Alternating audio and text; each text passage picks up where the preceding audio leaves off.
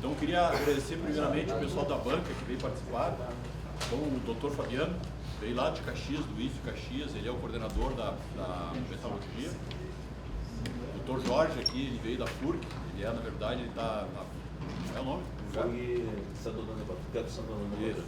Campo Santo Antônio da Patrulha. Então, os dois são formados. Os dois são formados aqui na URGS. O Jorge está dizendo que tem bastante concurso abrindo lá, então quem terminar os 3 minutos aqui depois pode dar uma varinha lá com ele, que está trazendo gente boa. E eu também seria o terceiro membro da banca aqui. Então, obrigado pela presença, vamos ver se a gente curte o evento aí. Contigo. Então, bom dia. A maioria já sabe como funciona, mas não custa nada repetir, né? Então, esse evento é um evento que foi criado na Universidade de Queensland, na Austrália, não me lembro quando, 2008, e na verdade tem se repetido em diferentes países, tem mais de 60 países que participam, e cada um faz o seu evento, mas as regras são as mesmas para todos os lugares. Então, a regra é: vocês têm 3 minutos para apresentar o trabalho com uma lâmina só, de PowerPoint, e ali está o cronômetro. Naquele cronômetro, quando faltar 30 segundos, vai fazer um apito. E quando terminar os 30 minutos, 3 minutos, vai fazer um outro apito. A Paola é a nossa moça do cronômetro. Muito obrigada, Paola. E a ideia é que a banca, então, não faz perguntas, mas avalia vocês em termos de capacidade de explicar o que é o trabalho de tese, de forma que todo mundo entenda, em 3 minutos. Então, depois disso eles vão escolher um campeão e um vice-campeão, e também tem o voto popular, né? Então, primeiro todo mundo tem a cédula aqui. Então, quem não tem...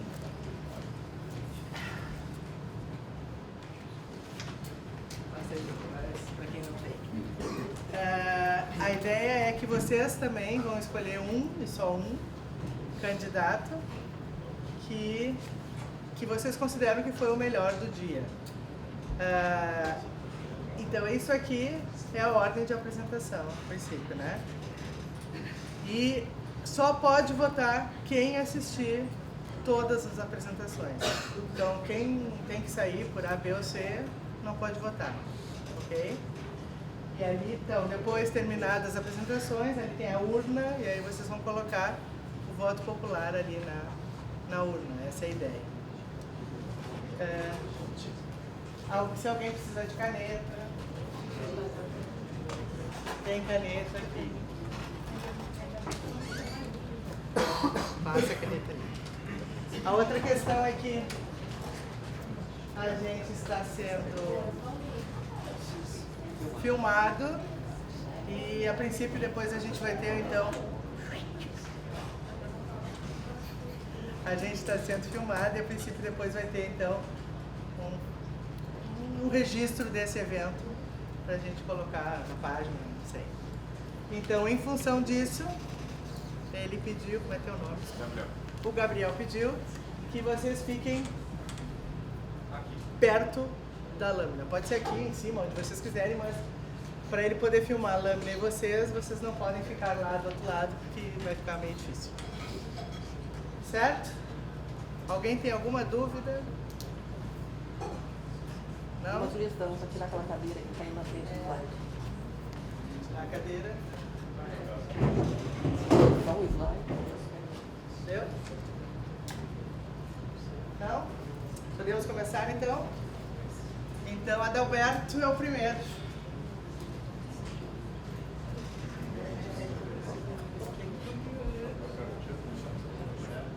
Vai achar aqui, doutor? Não sei qual é o teu. Adalberto. 3,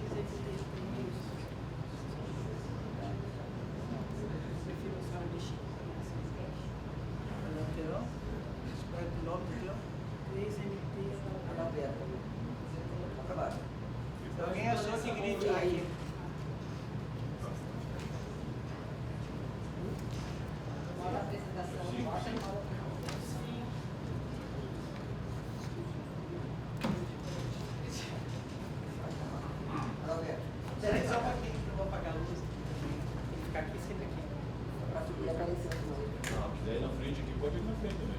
Não posso caminhar aqui então. Pode. Pode. Mas é. Muito bem. Deu? Você já observou que o peso próprio de uma ponte é superior aos veículos que ela suporta? Não somente isso, se você observar também uma estrutura de um prédio, muito mais é o peso da estrutura do que aqueles que irão habitar nessa habitação, né, juntamente com o seu mobiliário. Na verdade, nós estamos gastando muito material. E é fato que o molho está ficando mais caro que o macarrão. Foi pensando exatamente nisso que o nosso grupo de pesquisa tentou desenvolver um concreto leve, que ele tem o princípio de concreto lar, que nós chamamos. Um concreto leve, que seja ambientalmente correto e que tenha resistência mecânica. Mas a questão é, o que é um concreto?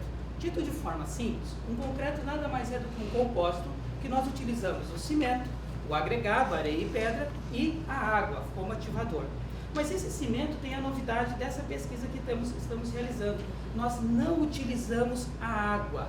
E que dizer do agregado? Também não utilizamos a brita, como é conhecido hoje o concreto convencional. Nós estamos utilizando um agregado leve, um agregado que já foi desenvolvido em nosso laboratório, onde ele é utilizado uma argila encontrada aqui no Rio Grande do Sul, que ele tem propriedades expansivas. Nós chegamos a essa expansão e equilibramos essa expansão com a resistência que nós desejamos.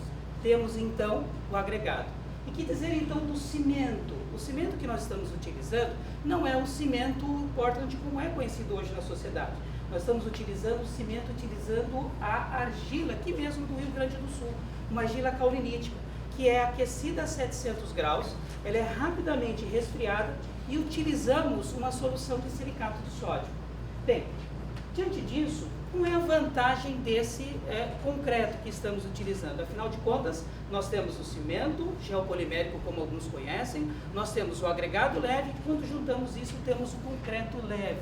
A primeira vantagem é que a própria leveza, o peso próprio desse concreto. Por exemplo, ele chega a ter uma eficiência de 32%. Isso significa que a cada pavimento eu consigo produzir 4 pavimentos com esse material. Um outro detalhe está com respeito à sua questão ambiental. O concreto convencional, o cimento convencional, emite cerca de 600 kg por tonelada. Nós emitimos apenas 200 kg por tonelada, mostrando então uma questão ambiental muito forte. E por último, o seu custo. O custo é na ordem de 40% mais em conta do que o convencional. Obrigado.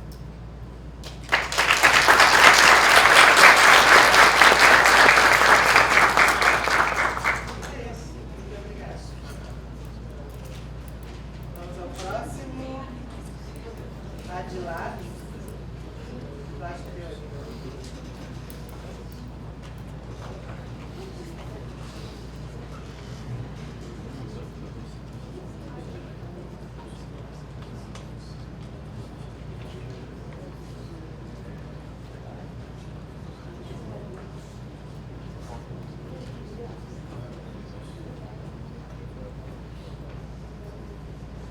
Bom dia a todos. Nos últimos anos temos observado um aumento crescente da expansão de veículos elétricos, assim como equipamentos móveis e, além disso, aparelhos portáteis já fazem parte do nosso dia a dia. O que todas essas aplicações têm em comum é que elas necessitam de dispositivos que armazenem energia. Atualmente, as baterias de íon-lítio são a tecnologia mais bem estabelecida para atender essa demanda. Entretanto, esses dispositivos apresentam limitações, como recarga lenta, ciclo de vida útil limitado e requerem materiais caros na sua composição, como cobalto e lítio. Recentemente, os supercapacitores têm surgido como dispositivos alternativos para armazenar energia e apresentam vantagens como rápida recarga e também tem um ciclo de vida bastante longo. Entretanto, apresentam como principal desvantagem que eles acabam armazenando pouca energia elétrica. As pesquisas mais recentes nessa área têm buscado combinar partes das baterias com partes dos supercapacitores para formar um dispositivo híbrido. É importante ressaltar aqui que na sua construção básica, tanto os supercapacitores como as baterias, eles têm uma construção muito parecida e ambos apresentam um polo positivo e um polo negativo.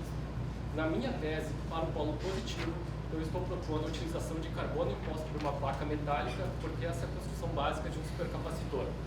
Mas, ao invés invés de utilizar um carbono comercial, estou desenvolvendo um carbono proveniente de pneus descartados.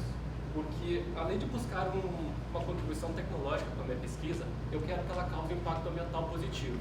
E eu acredito que isso é possível ao tu conseguir tornar algo que é considerado um resíduo em uma matéria-prima de alto valor agregado. Até o momento, o carbono desenvolvido no meu trabalho conseguiu alcançar cerca de 45% do desempenho de um carbono comercial. E apesar de eu estar aprimorando esse material ainda, ele já demonstrou que tem capacidade para armazenar energia elétrica.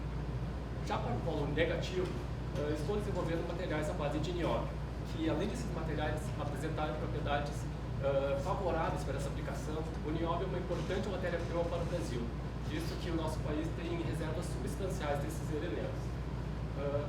Até o presente momento, esses materiais à base de nióbio já apresentaram resultados satisfatórios de quantidade de energia armazenada.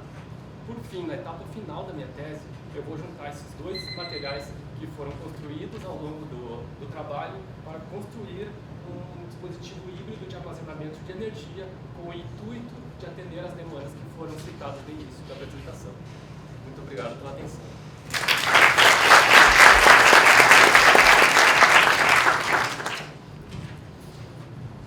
Amanda.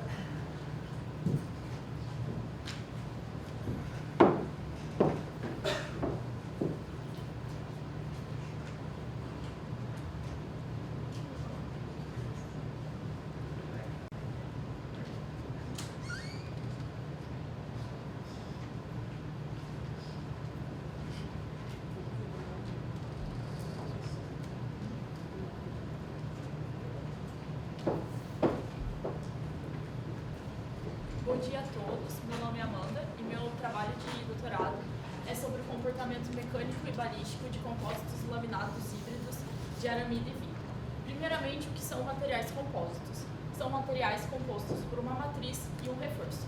Essa matriz pode ser de origem polimérica, no caso um plástico, e o reforço pode ser na forma de fibras, que são fios compostos de um outro material. Esses fios podem ser de fibras de aramida, de vidro, e de carbono, por exemplo. Com esses fios é possível fabricar tecidos, igual os fios de algodão são utilizados para fabricar tecidos para as roupas. Quando esses tecidos são utilizados para a fabricação de compósitos, eles são chamados de compósitos laminados. Mas o que seriam esses compósitos laminados híbridos? Seriam compósitos que são utilizados com dois tipos de reforços. No meu caso, eu utilizo dois tipos de tecidos, um com fibra de aramida, que no caso é esse amarelo da apresentação, e um com fibras de vidro. As fibras de aramida são muito utilizadas em blindagem de veículos, e as fibras de vidro também são utilizadas em componentes para proteção balística, como capacetes de soldados.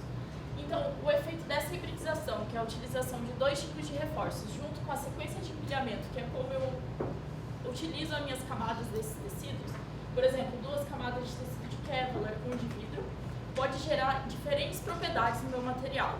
E o objetivo do meu trabalho é avaliar as propriedades mecânicas, que é como o meu material vai responder a uma força que é aplicada a ele, por exemplo, se ele vai resistir ou vai quebrar, a qualidade de processamento, que é a qualidade final do meu material, e o desempenho balístico, que vai avaliar a aplicação final que ele é destinado. Alguns testes balísticos já foram realizados nesses materiais. No caso, é dar um tiro numa placa mesmo. Essa placa fabricada em material compósito. Algumas sequências de empilhamento foram variadas e a quantidade de cada camada de tecido utilizada. No caso, foi avaliado o compósito também só com fibra de aramida, o compósito híbrido utilizando os 2 tipos de tecido e o compósito com somente fibras de vidro. E diferentes comportamentos foram analisados. E um resultado muito interessante foi que o compósito híbrido apresentou um desempenho balístico melhor do que os compósitos puros de aramida e de vidro. E ele, em comparação com os compósitos de aramida, ele apresenta uma capacidade de absorção maior, uma redução de peso e um custo menor. É isso, muito obrigada.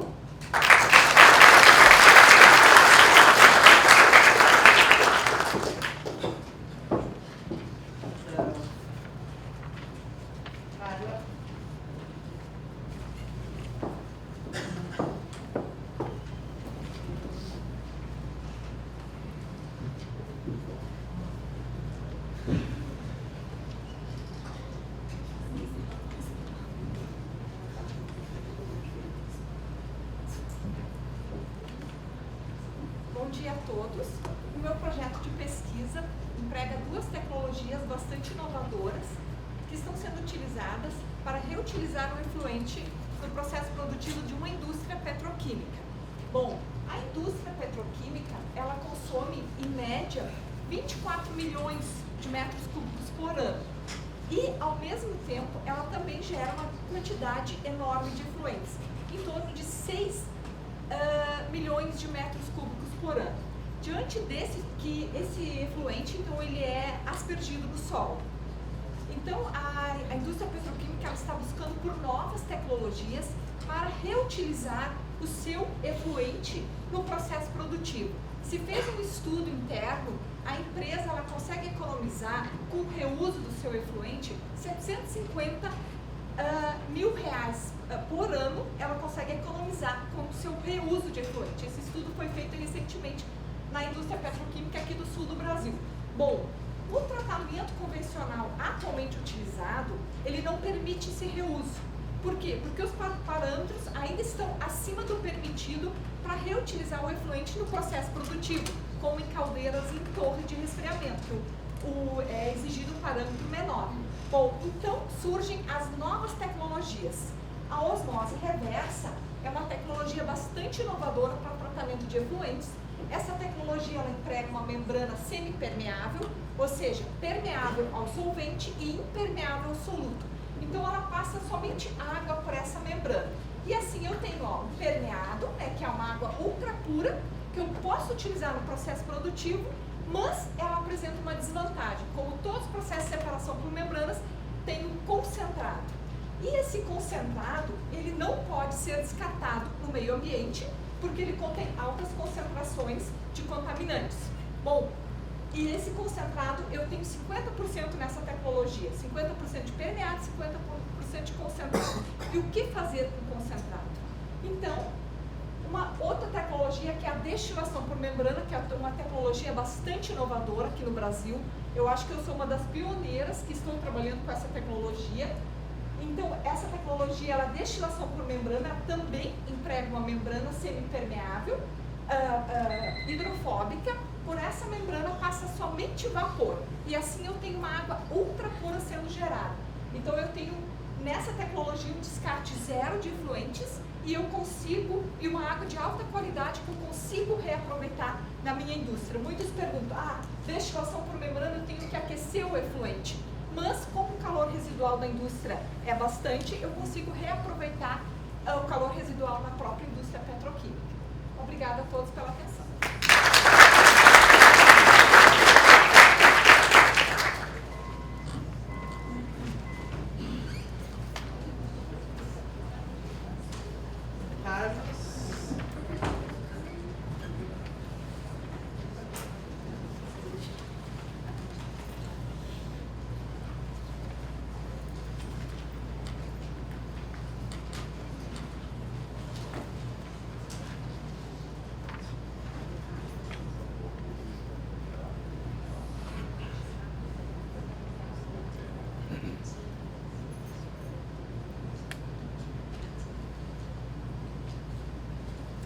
Bom dia a todos, meu nome é Carlos Jazim, orientando da professora doutora Rejane e trabalho no LEAMET.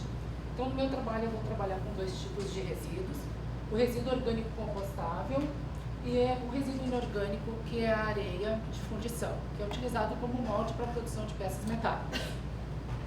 Então, a importância de se utilizar esses dois tipos de resíduos é que eles são passivos ambientais para aterros, e um grande desperdício, são gerados em grande quantidade, gerando então desperdícios. Então, esses resíduos são classe 2, não perigosos, classificados pela ABNT 2004. Eles vão ser então misturados e eu vou avaliar então a fitotoxicidade do resíduo industrial em plantas, né? Então, vou colocar diferentes proporções do resíduo industrial e vou ver aquele que causa a menor contaminação na raiz das plantas e na parte aérea. Essa proporção é importante também para selecionar qual é a melhor proporção para selecionar, para colocar numa planta piloto automatizada que já foi construída no laboratório com sensores de temperatura, sensores de umidade, com Arduino, com cartão magnético que vai fazer a leitura online então desses parâmetros. Então isso é inovador e é importante para a indústria, então para a economia, né? Economia de energia, da extração e inovação. Então o resultado obtido, que se espera ter, é um composto maturado, umificado, com qualidade, onde nós vamos ter que dispor ele, e esses critérios de disposição então, têm que ser avaliados de acordo com instruções normativas brasileiras e o CONAMA, né, a nossa legislação, através de análises físicas, químicas e biológicas, então, para acompanhar os padrões de disposição do antropossolo. Então, uma das opções é utilizar esse resíduo na agricultura e para recuperar uma área degradada, para recuperar solos, então, para melhorar a estrutura do solo, isso é muito importante, porque existe muita área degradada no mundo, né? Então, vai ser proposto também se criar índices de sustentabilidade, levando-se em conta, então, o extrativismo e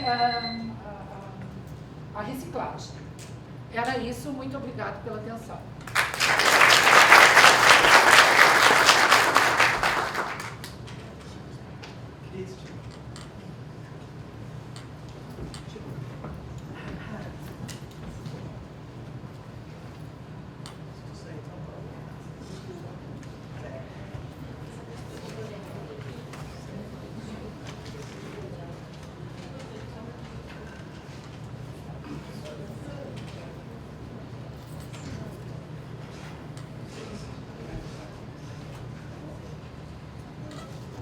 Bem, bom dia a todos.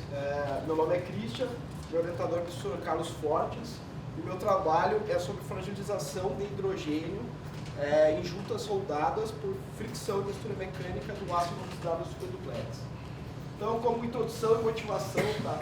É um material bifásico, é um material nobre, tá? Altíssima resistência à corrosão e boa resistência mecânica, utilizado principalmente para extração na indústria de exploração e extração de óleo e gás, tubulações e equipamentos diversos, mas tem um grande problema, apresenta muitas falhas, né? A gente tem uma foto ali, uma plataforma pegando fogo, né? Isso, claro que a gente não quer isso, né? Mas infelizmente acontece. E um dos responsáveis por essas falhas é o hidrogênio. O hidrogênio é difundido no material. Então, o átomo de hidrogênio bem pequenininho, ele entra no material, fragiliza significativamente os ácidos, principalmente os ácidos de alta resistência mecânica, e isso é muito ruim. Tá? A fragilização ela pode acontecer por diversas maneiras, e uma delas é a proteção catódica, que evolui muito hidrogênio na superfície do material, e uma parte dele é absorvido e entra e fragiliza essas estruturas. Né? Essas estruturas, quando estão submersas debaixo d'água, recebem essa proteção. Então, como alternativa à soldagem por fusão, foi feita uma soldagem no estado sólido, uma soldagem por fricção e mistura mecânica, friction stir welding, e ele produz essa junta bem similar, bem diferente da junta convencional. Então, os principais resultados, a junta soldada, ela tem um refino da estrutura do grão muito grande e tem uma mudança muito significativa na disposição espacial das duas fases, e isso trouxe uma redução na suscetibilidade à fragilização do hidrogênio.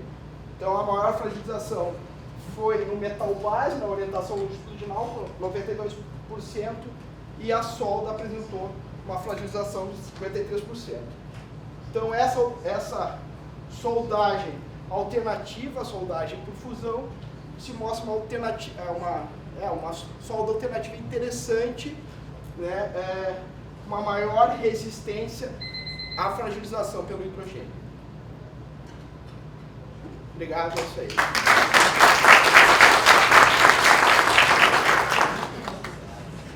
Cristiano.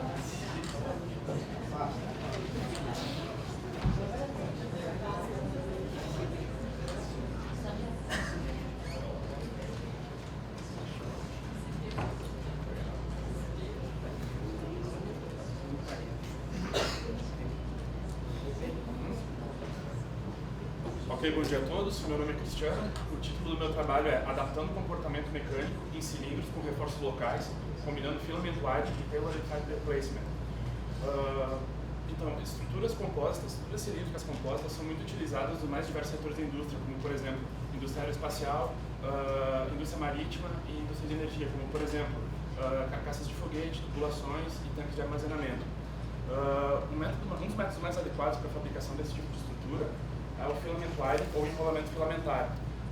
Nesse método, feixes de fibras pré-impregnadas com resina são enrolados em torno de um molde metálico. Após o conjunto é levado para a cura e após a cura o cilindro é retirado desse molde e nós temos uma estrutura pronta. A estrutura resultante do processo de filament wire, ela se caracteriza por uma elevada resistência e elevada rigidez específicas, porém se caracteriza como uma estrutura de paredes finas. Estruturas de paredes finas, elas podem falhar por flambagem. Quando a flambagem consiste na perda de estabilidade quando uma estrutura é submetida a esforços de compressão. Quando nós queremos aumentar a resistência à flambagem de uma estrutura, a primeira coisa que vem à mente seria aumentar o número de camadas para um material laminado. Porém, o aumento de camadas num material assim, ele pode aumentar tanto o peso da estrutura, o que não é desejado, como principalmente o custo dessa estrutura, o custo de fabricação. Então, devem existir formas de aumentar a resistência à flambagem dessa estrutura sem necessariamente aumentar o número de camadas. E o objetivo do meu trabalho é justamente esse, aumentar a resistência à flambagem de estruturas cilíndricas sem aumentar o número de camadas, e isso é feito através da colocação de reforços externos nessa estrutura. Então vão ser estudados dois tipos de reforços. O primeiro tipo de reforço é o reforço através de isogrid, onde são colocados feixes de fibras, alguns feixes de fibra ao redor do cilindro, de modo a formar um reforço externo com formato de grade. E a segunda forma é através de reforços inseridos pelo processo de Tailored Type Replacement, no qual fibras são costuradas no tecido e após esse reforço ele é colado na superfície externa do cilindro. Esse método permite colocar fibras orientadas tanto longitudinalmente, como no caso da figura, como em superfícies com ângulo variável.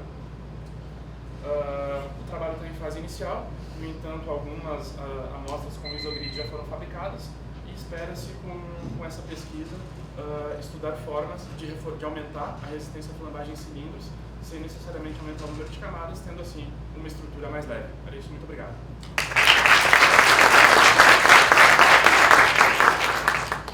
Dayana.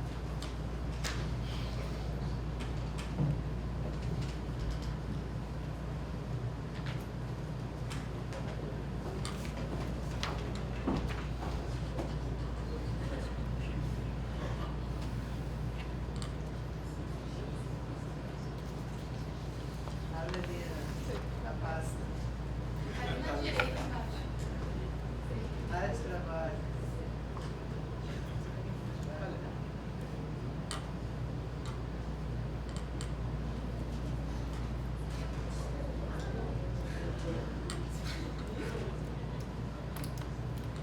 Sim, sim, vai PDF. Sim. Agora já não disse.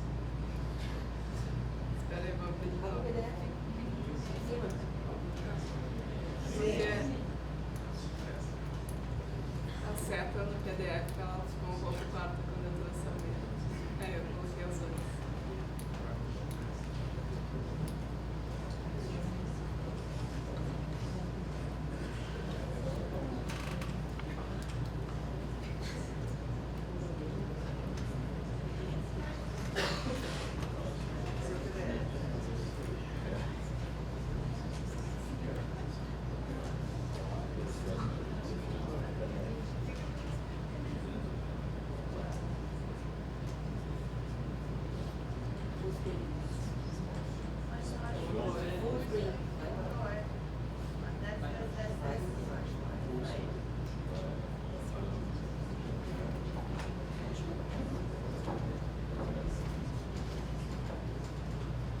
Bom dia.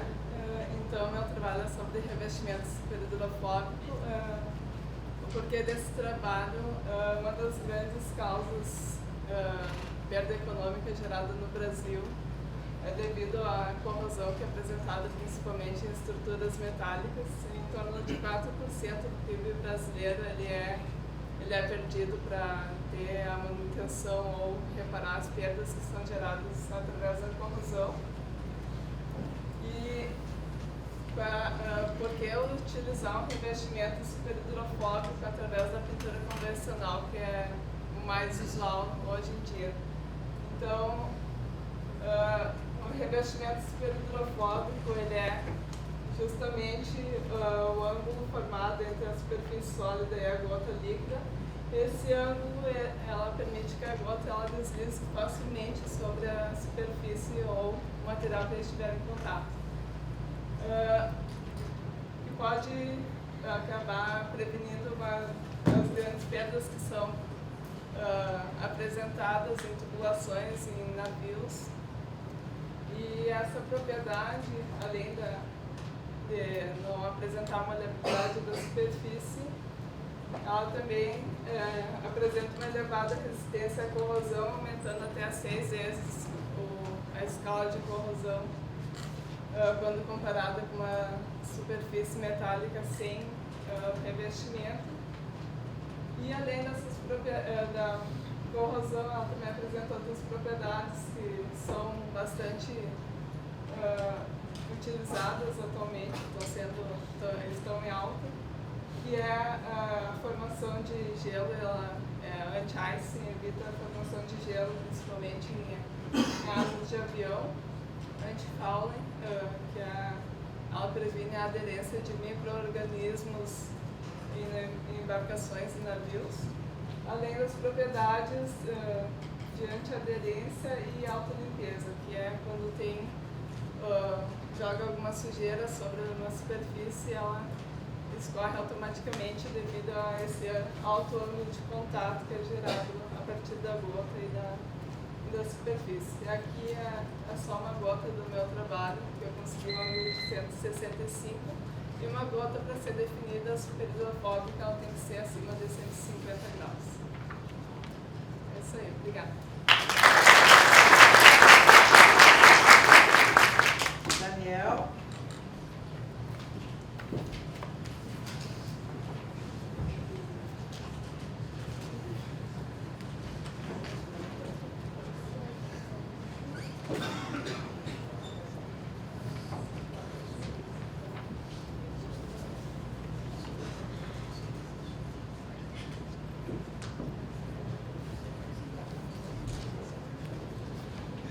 Bom dia. A minha proposta de tese de doutorado, então, trabalha com sucata eletrônica. A gente tem uma montanha muito grande de sucata eletrônica hoje em dia.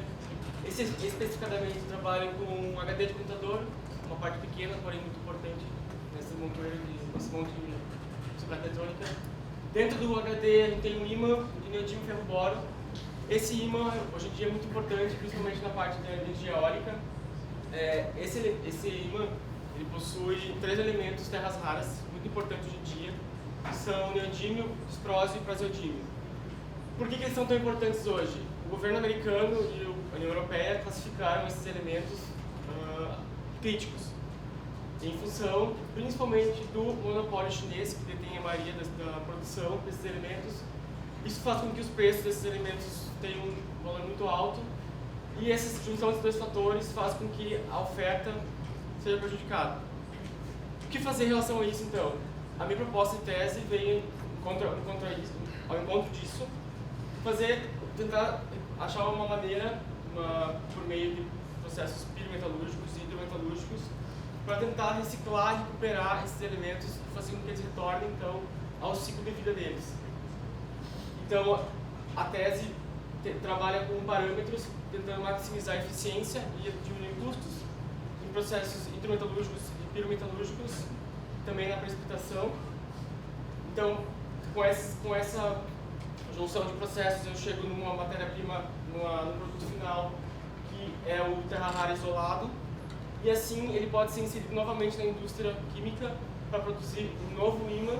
Esse novo ímã, então, seria, por exemplo, inserido dentro de uma turbina eólica, que hoje em dia as turbinas eólicas elas trabalham com uma demanda muito grande desses ímãs, em torno de 300 kg por turbina eólica, e função da geração megawatt dessa turbina. Eventualmente, esse ímã dentro da turbina ou dentro do HD chega no fim de vida útil. Para a turbina em torno de 30 anos, para um HD, o computador a gente sabe mais ou menos 3, 4 anos, a gente descarta o computador. E esse ímã eventualmente vai voltar para o ciclo do sistema sucata eletrônica. Então a proposta da tese é justamente tentar fechar esse ciclo, fazendo com que esses elementos tão importantes hoje em dia não se percam, não gerem essa montanha de sucata eletrônica que é um problema hoje em dia no mundo. Muito obrigado.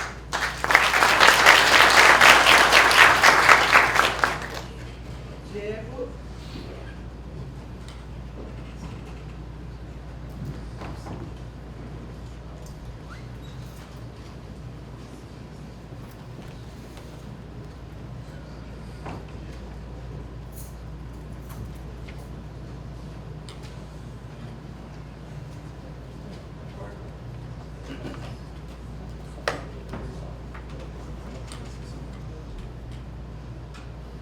Vamos imaginar um mundo sem produtos químicos, especialmente sem produtos químicos na agricultura. Atualmente, esse mundo é bem difícil de ser imaginado. Imagina nós conseguimos pôr ele em prática. Ao encontro disso, 90%, quase 90% da matriz agrícola do Brasil usa algum tipo de produto químico para fazer crescer uma planta. Por exemplo, a minha pesquisa é baseada em produções hidropônicas. Na hidroponia, é uma cultura sem solo que utiliza somente uma solução nutritiva, químicos, dentro da água, e nessa solução nutritiva, uma bomba normal, pode ser uma bomba de máquina de lavar, bombeia essa solução nutritiva para dentro de calhas, onde as raízes das plantas estão ali. Quando essa água com a solução nutritiva, os químicos, passam na água, a planta absorve e cresce. Ou seja, uma planta não precisa de solo para crescer, uma planta precisa de nutriente. Bom, para tentar, então, a minha pesquisa ela não tenta já de cara quebrar essa barreira gigantesca que chama produtos químicos. Não tenta falar, vamos parar de usar totalmente produtos químicos. Ela tenta reduzir o uso de produtos químicos, especialmente em cultivos hidropônicos. Mas o que então que nós estamos colocando para tentar reduzir esse uso de produtos químicos? Rocha única, chama remineralizador. Nós pegamos uma rocha, por exemplo, um basalto já todo alterado, que é utilizado para preencher um buraco numa rodovia, moemos ele, esse basalto ele é rico em macro e micronutrientes.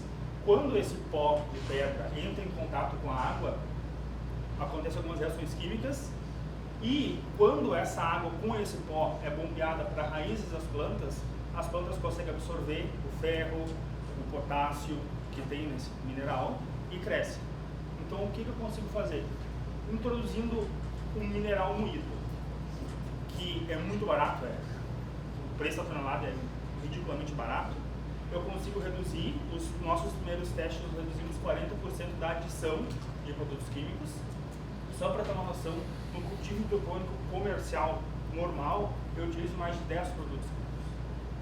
Então, com essa adição desse produto, desse mineral moído aqui no Rio Grande do Sul, nós conseguimos reduzir já 40% do uso desses químicos e tornar então essa produção um pouco mais sustentável e dar um valor agregado para um mineral que não tem todo o seu potencial explorado. Muito obrigado. Obrigado.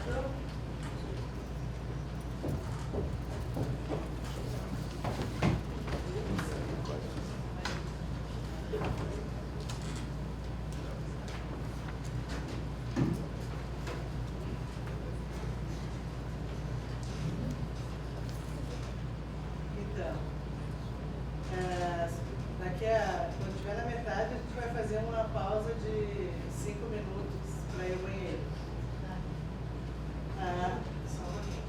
Então, mas é importante salientar que quem não assistiu todos não pode votar. Então, quem está saindo voltando, beleza, mas não vai poder votar no voto popular. Quem não for, certo? Tudo está claro? Ok. Então, bom dia a todos. Eu vou falar sobre meu projeto de tese, que tem como tema central a recuperação do fósforo. Bom, por que o fósforo? O fósforo é essencial para todas as formas de vida Ele está presente na estruturação da ADP, também como nos ácidos ribonucleicos, que seria DNA e RNA. E ele é considerado também um nutriente limitante para o crescimento de plantas nos ecossistemas aquáticos e terrestres. O fósforo ele também não tem um substituto passível de sintetização. E a partir de 2014, então, a União Europeia considerou o fósforo como uma das 20 matérias-primas críticas e devido à produção de fertilizantes, então se utiliza as rochas fosfatadas, que são recursos não renováveis. E, em contrapartida a isso, a gente tem o problema da eutrofização, que seria então grandes cargas desse nutriente em corpos d'água, pode afetar então a qualidade do corpo hídrico devido à presença principalmente de fósforo em águas residuárias. Então a ideia do trabalho seria recuperar esse fósforo presente nessas águas residuárias a partir da eletrodiálise. Então em estudos anteriores que eu desenvolvi no mestrado, a gente já conseguiu apontar a viabilidade da utilização da eletrodiálise para recuperar fósforo dessa solução, mesmo que ele está em uma baixa concentração. Entretanto, a gente observou uma degradação dos grupos funcionais da membrana, que é a eletrodiálise, alguns não sabem, mas é uma técnica de separação de membranas que utiliza um campo elétrico com força motriz e utiliza membranas ion-seletivas. E essas membranas, no processo que a gente aplicou, elas reportaram então uma degradação desses grupos funcionais. Então, a ideia é de desenvolver a tese, continuar no tema e tentar caracterizar e buscar uma membrana que seja adequada a esse processo. Como a gente vai fazer isso? A gente vai caracterizar então as membranas utilizadas antes e após o processo de recuperação de fósforo por eletrodiálise, a fim de buscar uma membrana adequada, então envolvendo a determinação do número de transporte, da permisseletividade dessa membrana, envolvendo também caracterização de curvas cronopotenciométricas, curvas corrente voltagem, análise de MEV, análise de fluorescência análise de FTIR. E então, a partir da determinação dessa membrana adequada, a gente espera poder aplicar em maiores escalas essa tecnologia desenvolvida, possibilitando então auxiliar no controle da eutrofização e também no suprimento de fósforo para a produção de fertilizantes. Muito obrigado. Fernando.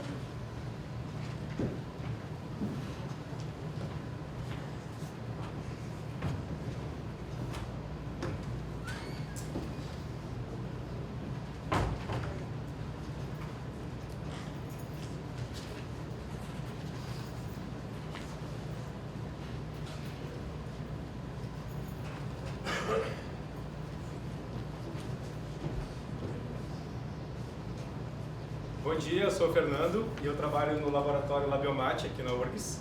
Eu vou explicar sobre a minha tese da adição do complexo de fosfato tricálcico, nanoquitosana, com matriz geopolimérica. Para poder explicar melhor isso para vocês, eu vou dar um contexto que motiva o propósito do nosso desenvolvimento de materiais. Todos os anos, milhares de pessoas estão sofrendo por tratamentos ósseos, de doenças ósseas, seja por fraturas, por traumas, por rejeição. E, infelizmente, muitas pessoas acabam morrendo devido a esse substituinte ósseo ou o tratamento ideal ser insuficiente para o tratamento. Então, isso motiva muito a pesquisa de novos materiais aplicáveis para a substituição óssea ou tratamentos ósseos. E dentro desse campo dos biomateriais é que a gente se insere. Inspirado nas pirâmides do Egito, exatamente, onde eu acabei descobrindo o que seria geopolímeros, e são materiais que foram trabalhados e produzidos nos povos de antigamente, na construção das pirâmides e de outras obras clássicas, com a excepcional resistência e durabilidade. Nós estamos falando de edificações de 5.000 anos. Bom, mas foi dentro dessas pirâmides que alguns pesquisadores encontraram um revestimento dentro da câmara de uma complexa combinação de fosfatos de cálcio e silicatos, Fosfatos de cálcio são o principal material constituinte dos nossos ossos. E essa foi a inspiração que nós tivemos para trazer essa combinação de desenvolvimento de uma matriz geopolimérica acrescida de fosfatos de cálcio para o campo dos biomateriais. E os resultados, pessoal, são muito promissores. Ou seja, nós estamos prestes a desenvolver uma nova geração de biomateriais baseadas em geopolímeros, ou seja, os segredos das pirâmides, combinado com fosfatos de cálcio. Muito obrigado.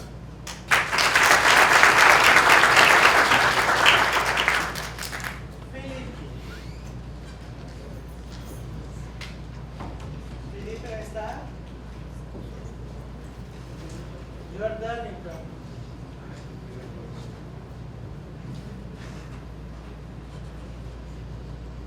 Jordânia.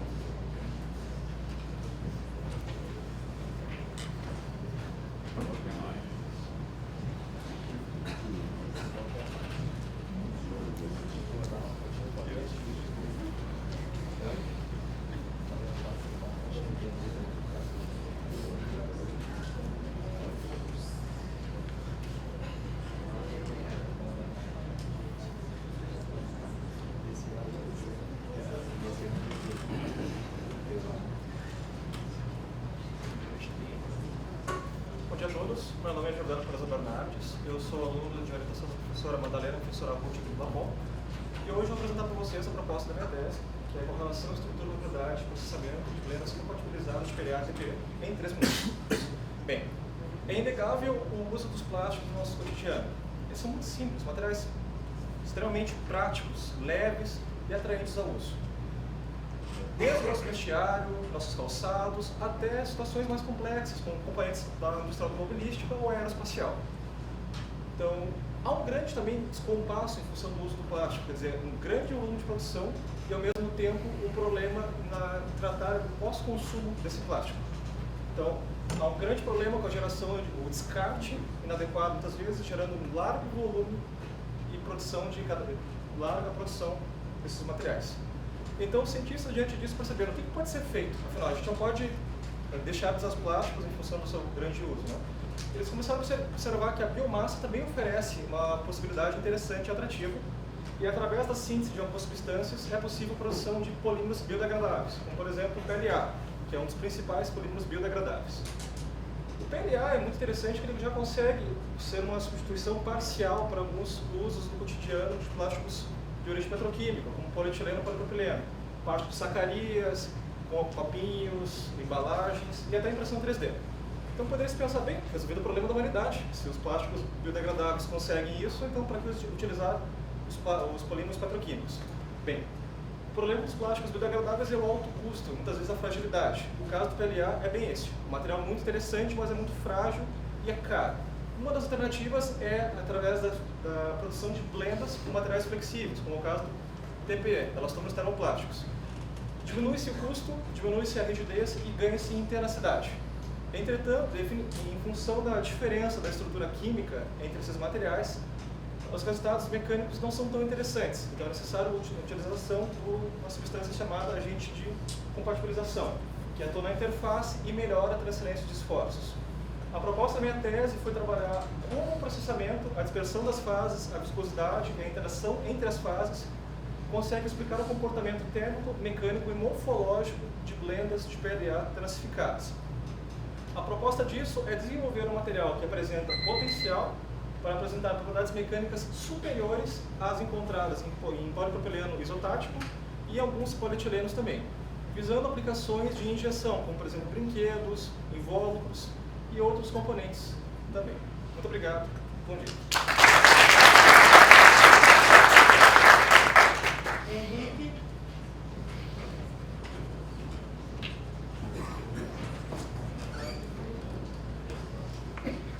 Obrigado.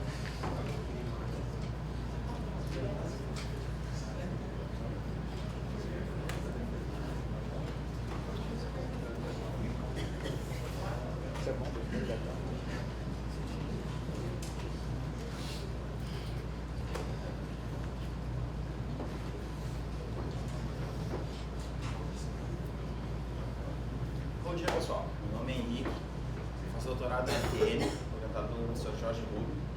É um laboratório que pesquisa há mais de 40 anos a geração e aplicações de bolhas, tanto na área ambiental quanto mineral. Recentemente, nos últimos anos, a linha de pesquisa de nanobolhas tem dado lugar de destaque para o laboratório, tanto nacional quanto internacionalmente. As nanobolhas são geradas por despressurização de uma corrente aquosa previamente saturada com água e por cavitação hidrodinâmica em constritores de fluxo, tipo válvula Curie ou tubo Venturi.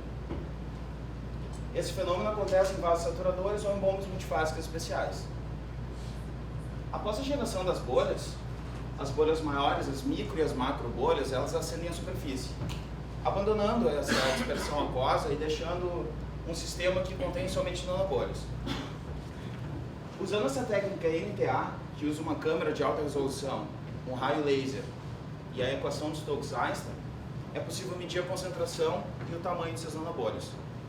Os nossos trabalhos recentes, então, provaram que as nanobolhas são estáveis e longevas por meses em uma dispersão líquida. Essas nanobolhas, que têm menos de 1 micrômetro de diâmetro, elas apresentam propriedades físico-químicas peculiares, como elevada área superficial por volume de ar, a longa estabilidade, e são capazes de assistir ao processo de flotação, a maior operação unitária na mineração e na metalurgia. Bom, as aplicações das nanobolhas na área ambiental já provaram atuar juntamente com as outras bolhas no tratamento de efluentes, e já sendo provado o uso no reuso de água e lavagem de veículos, no tratamento de emulsões oleosas, tipo água produzida, e no reuso de água da mineração, contendo metais dissolvidos e sólidos suspensos. Essa linha de pesquisa já gerou 2 patentes e uma empresa de spin-off do laboratório nos últimos anos. E na área mineral, as nanobolhas provaram aderir às superfícies das partículas de interesse por forças hidrofóbicas.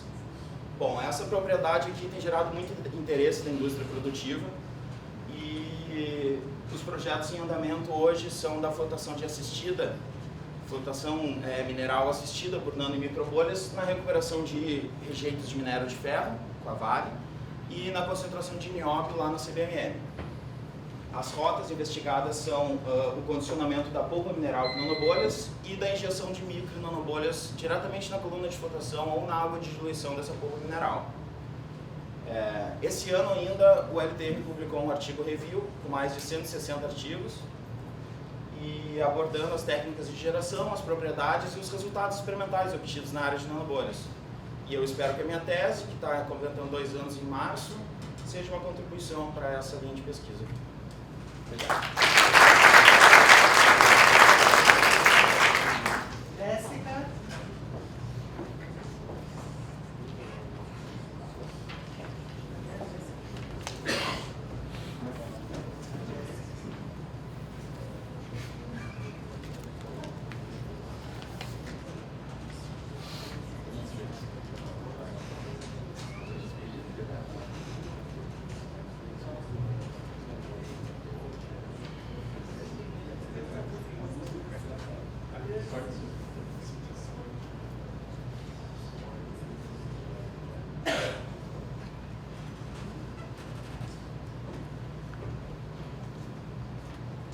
Bom dia, meu nome é Jéssica. Vou apresentar meu trabalho, que é a redução do potencial de geração de drenagem ácida de Minas e usos de rejeito de carvão. A mineração de carvão ela ocorre no sul do país e durante o beneficiamento, porque existe muita impureza no material que é extraído, são gerados grandes volumes de rejeitos. Especificamente na região carbonífera de Santa Catarina, esses rejeitos eles ocupam grandes áreas em superfície e os rejeitos eles contêm pirita. Essa pirita ela pode ser oxidada quando entra em contato com o ar e o oxigênio e com a água, gerando drenagem ácida. Existe uma grande problemática na região sul de Santa Catarina em função dessa drenagem, porque ela tem baixíssimo pH, elevadas concentrações de metais e podem impactar tanto o solo quanto corpos hídricos, que é o caso da região. Só para vocês terem ideia, esse que é um de vários módulos de rejeito, tem mais de 140 milhões de toneladas de rejeito e tem previsão de geração de drenagem ácida por mais de 500 mil anos. Então, esse é um cenário que é insustentável e não é mais possível a gente imaginar esse cenário ocorrendo. Então, a proposta do trabalho é fazer uma metodologia preventiva de geração de drenagem ácida, fazendo o óbvio, que é não dispor o rejeito em superfície, que não dispondo o rejeito, não haverá geração de drenagem ácida. Então, a metodologia é aplicar processamento de rejeitos por meio denso, separar o rejeito em 3 densidades diferentes, uma fração leve, que é rica em material carbonoso, que pode ser utilizado novamente em plantas termoelétricas, uma fração rica em pirita, que pode ser utilizado para produção de diversos produtos, como o ácido sulfúrico. Só para ter uma ideia, a produção de enxofre seria elevada em 25% a produção brasileira, sendo que o Brasil é deficitário nesse insumo.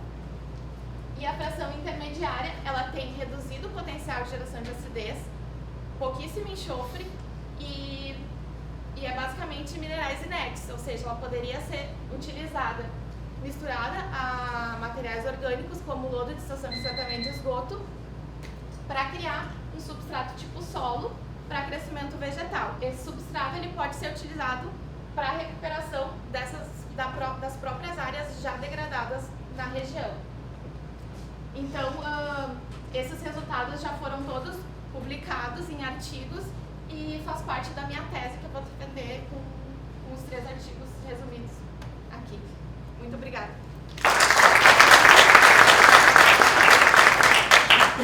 Então, eu acho que agora a gente podia fazer uns minutinhos. Entendeu? Então, José.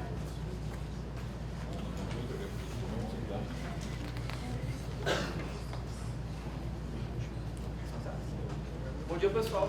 Eu sou José Model, eu sou orientado pelo professor Bruno. Então, a gente tem uma grande problemática, que são os resíduos eletroeletrônicos. A gente vê que essa montanha que foi devidamente coletada para posterior reciclagem.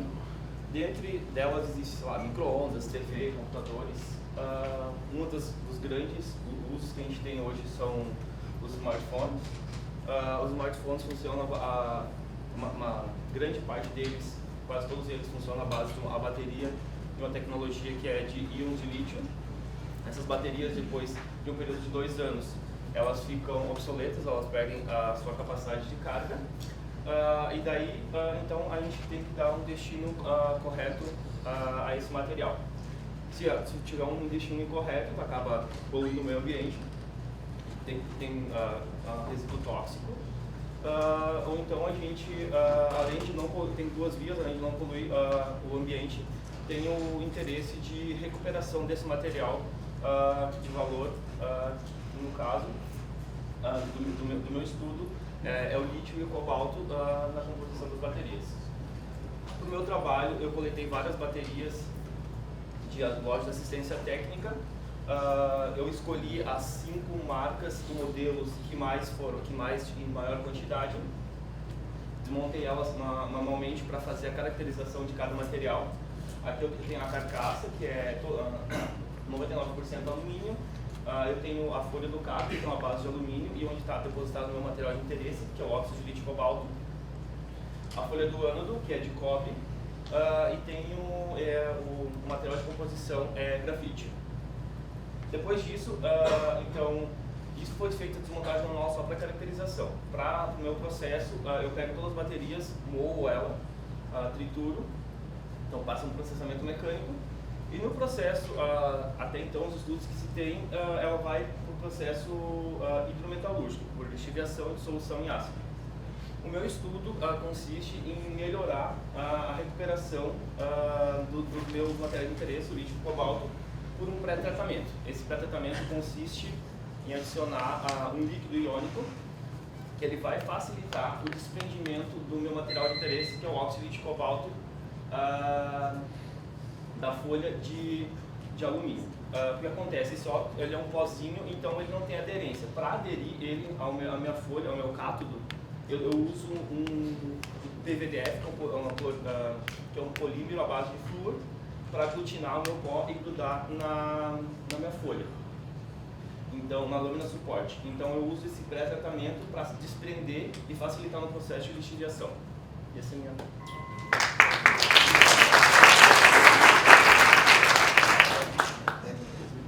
Rosiel.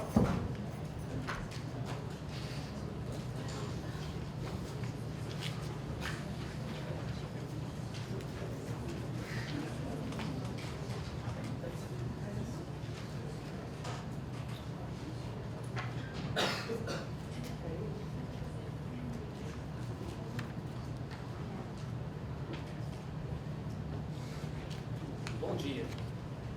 O meu tema é relacionado a um assunto de grande interesse, relacionado à proteção balística. Ainda mais em momento com elevados índices de criminalidade, um tema de proteção balística é de grande interesse, uma vez que estruturas para esse tipo de proteção têm evoluído muito com o passar do tempo. Desde aquelas pesadas armaduras de guerreiros medievais, muito tem se evoluído. Nesse caso, se trabalha com uma pesquisa relacionada à obtenção de capacetes, coletes e capacetes à prova de bala e também blindagens de automóveis, visando a incorporação da solução de um determinado problema, que é a segurança pública, em termos de proteção balística. Basicamente, esse trabalho tem o intuito de promover sistemas de proteção relativamente mais leves que não interfiram no conforto do usuário. Dentre as soluções atuais existentes, pode-se trabalhar com materiais compósitos, que consiste basicamente na combinação de dois ou mais tipos de materiais para uma determinada aplicação. Esses materiais são caracterizados por ter uma elevada resistência em função do seu peso. Dessa forma, nessa pesquisa, visou-se trabalhar com compósitos de poliuretano com Kevlar. Kevlar é um polímero extremamente resistente, podendo ser até mais resistente que o próprio aço, juntamente com o poliuretano, um polímero extremamente versátil que pode se obter desde características extremamente flexíveis e características também bem rígidas, obtendo para isso um poliuretano à base de uma origem vegetal, que é o óleo de mamona. Nesse contexto, dado que diversas soluções existentes apresentam algumas limitações na capacidade de absorção de impacto, essa pesquisa se enquadra com o intuito de produzir um compósito nessas características, visando uma elevada capacidade de absorção de impacto e uma maior proteção para o usuário, sem interferir no conforto e relação com o próprio usuário, tendo aí uma maior absorção, partindo de uma fonte renovável. Essa é a minha tese de doutorado. Obrigado. Júlia.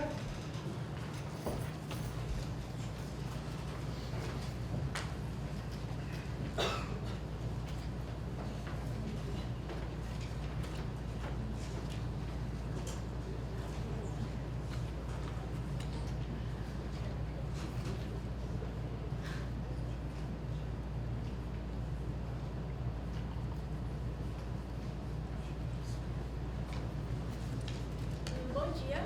Então, a minha tese é sobre tratamento de medicamentos. Talvez muitos aqui não saibam, mas todas as vezes que a gente consome um medicamento, apenas uma parte dele é absorvida pelo nosso organismo, sendo que todo o restante é excretado, sendo diretamente lançado nos corpos na rede de esgoto. Isso, somado ao descarte domiciliar inadequado de medicamentos vencidos, mais ainda a ausência de legislações ambientais referentes aos padrões máximos de lançamento por parte das indústrias, contribui para a contaminação de águas. Talvez muitos ainda não saibam que mesmo em concentrações muito pequenas, muitos dos medicamentos eles se apresentam como tóxicos para ecossistemas aquáticos. E esse problema se torna ainda maior quando nós falamos dos antibióticos, uma vez que grande parte dos sistemas convencionais de esgoto se baseiam em processos biológicos, ou seja, eles dependem da ação de bactérias. Por esse motivo, então, é necessário investigar técnicas que sejam mais eficazes na remoção desse tipo de composto, e uma delas que já se provou eficiente na remoção de diversos antibióticos é a oxidação eletroquímica avançada. Nesse processo, nós utilizamos ânodos e materiais especiais, como o ânodo de diamante dopado com boro, no qual é feita a aplicação de um potencial ou uma densidade de corrente elétrica. E para que esse medicamento seja degradado, ele deve chegar próximo à superfície do ânodo para ser degradado por radicais de hidroxila ou por transferência de elétrons, sendo convertido em água, CO2 e íons, obtendo uma solução limpa desse medicamento. No entanto, esse processo apresenta uma limitação, porque conforme vai passando o tempo, a concentração desse medicamento tende sempre a decair. E além disso, é difícil de aplicar esse processo quando a gente fala em águas com poucas concentrações de medicamentos. Por isso, então, uma solução comumente utilizada são a aplicação de 2 processos separados. Um primeiro processo para a concentração desse fármaco em uma água e um segundo processo para a degradação desse medicamento. A ideia do meu trabalho, então, é unir 2 processos eletroquímicos em um só reator, sendo eles a eletrodiálise para a concentração desse fármaco e a oxidação eletroquímica. Como que isso funcionaria? Nós dispomos, então, de uma membrana aniônica e uma catiônica entre um par de eletrodos, e dessa forma o medicamento no compartimento central, estando ele carregado negativamente, ele vai ser concentrado sempre próximo ao ânodo. E com esse processo, então, nós conseguimos ter a resolução desse problema de transporte de massa do medicamento próximo à superfície do ânodo, uma água limpa como resultado, e ainda ganhos econômicos referentes à instalação, operação, manutenção e utilização de reagentes químicos. Muito obrigada.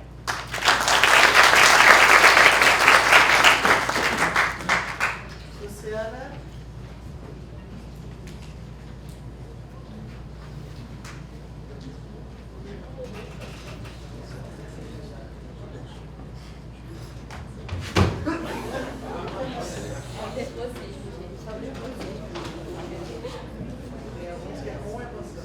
Tem que ser com emoção.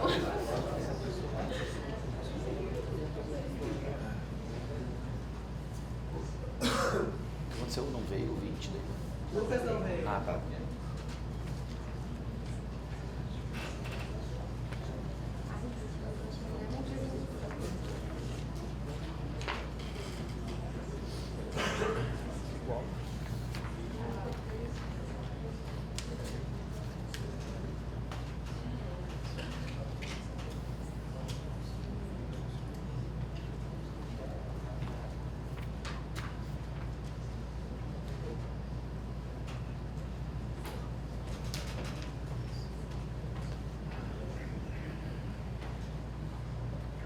Bom dia, meu nome é Luciana, eu sou aluna do LACE, orientada do professor Bergman e da professora Ana Paula.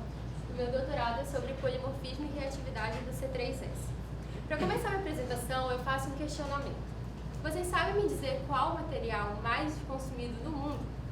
Exato, o material mais consumido no mundo é a água, mas vocês sabiam que o segundo material mais consumido no mundo é o concreto?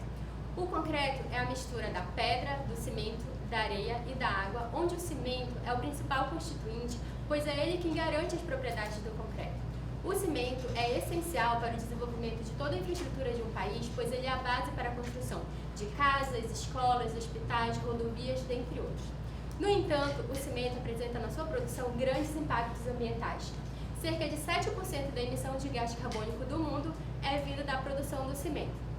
Apesar desse valor ser um pouco elevado, a indústria cimenteira brasileira é dita como uma das mais sustentáveis, pois ela consegue incorporar na sua cadeia produtiva resíduos.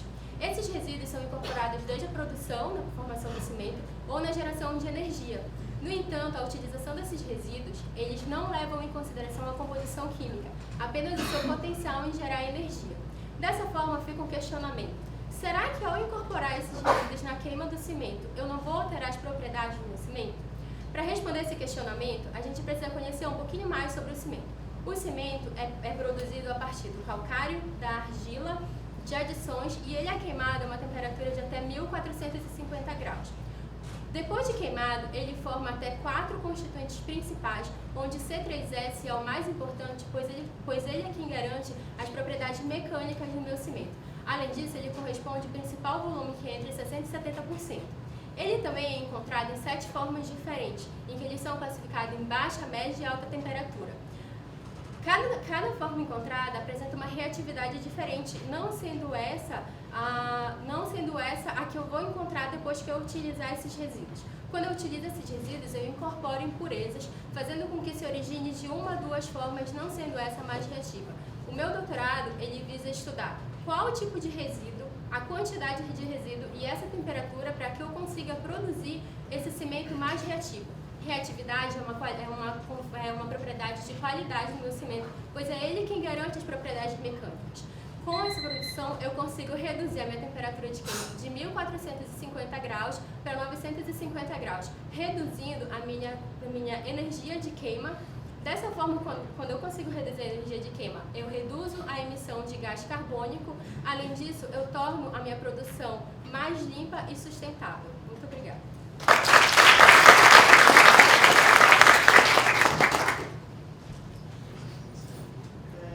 Rafael.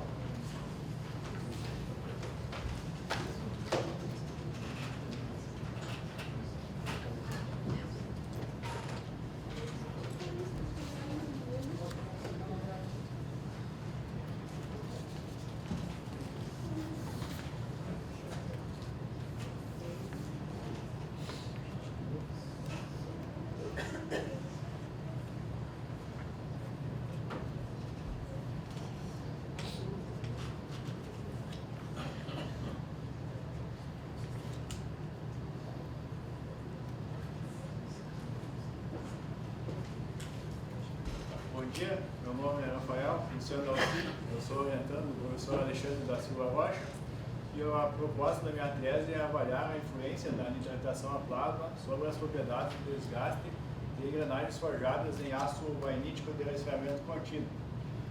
Os aços vainíticos de resfriamento contínuo, eles têm atraído consideravelmente a atenção nos últimos anos devido ao seu potencial para substituir os aços convencionais temperados e intervenidos, que nem sempre atendem ao desejo de confiabilidade técnica, econômica e ambiental. Então, essa nova geração de aços vainíticos de resfriamento contínuo, ela permite, a partir da temperatura de resfriamento, formar distintas microestruturas e também não necessita de etapas posteriores como a normalização, como acontece nos processos convencionais com esses aços temperados e revenidos. Porém, estima-se que a resistência ao desgaste e a dureza superficial desses materiais para aplicações em engrenagens, elas necessitam ser aprimoradas justamente para atingir essas propriedades. A nitratação a plasma, por utilizar temperaturas mais baixas que os processos convencionais de cimentação, ela não necessita de etapas posteriores como o revenimento e também ela permite então a redução do consumo de energia em processos de manufatura. O que mais agora posso falar? Estima-se então que a nitratação a plasma, então, ela acaba sendo um processo eficiente para a redução do consumo energético de processos de manufatura. Os resultados preliminares em amostras de geometria simples e em engrenagens forjadas, eles apresentam resultados animadores no que diz respeito à dureza superficial e à profundidade de camada, e ao final desses ensaios, então, pretende-se realizar ensaios de fadiga de contato nessas engrenagens forjadas em aço vainítico de resfriamento contínuo, e ao final dos ensaios pretende-se avaliar os danos por pitting que espalhem ao final destes ensaios. Obrigado.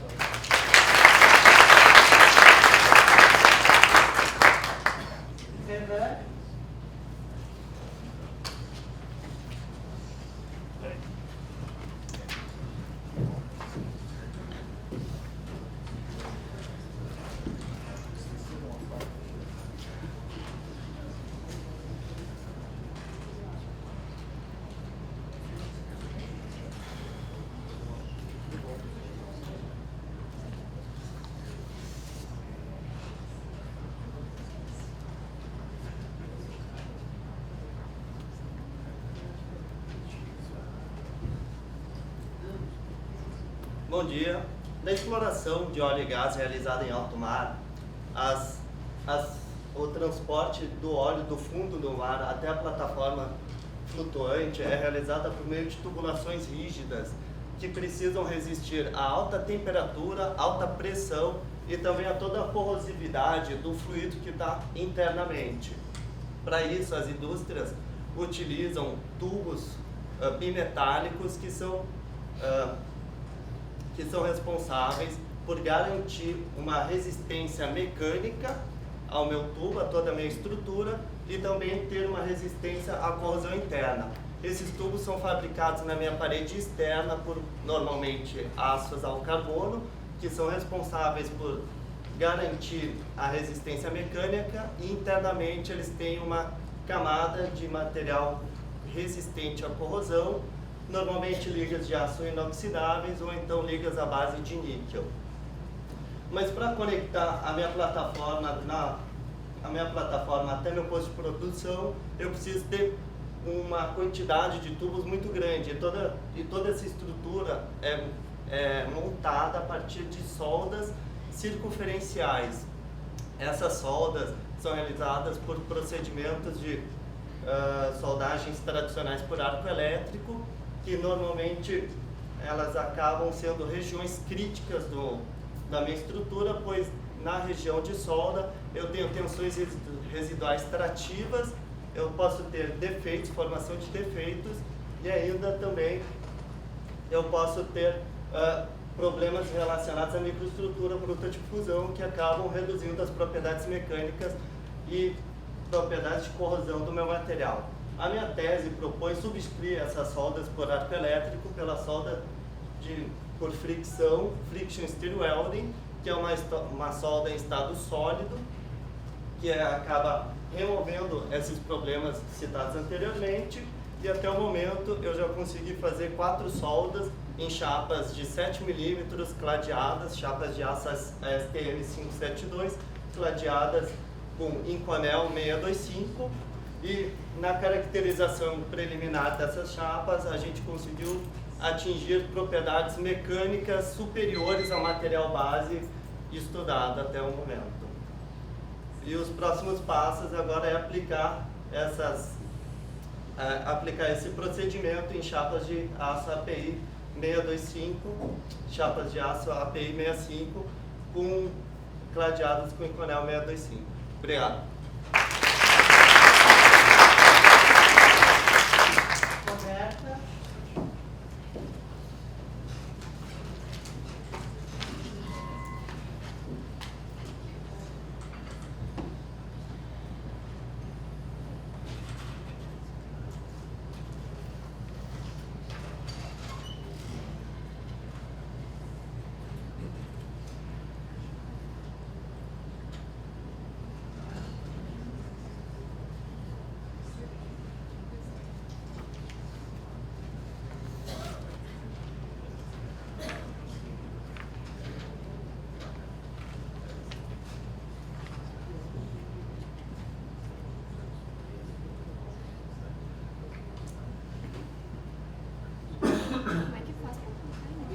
Ctrl L.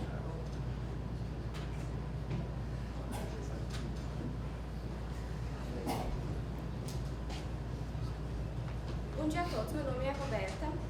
Eu estou entrando no 2º ano do doutorado sob orientação do professor Sandro, e meu trabalho é em parceria com a Universidade de Caxias do Sul. A gente trabalha então com a tese intitulada Compósitos de resina epoxídica reforçados com celulose modificada e tenacificação com borracha líquida. Bom, a gente trabalha basicamente com 3 materiais: a resina, a celulose e a borracha.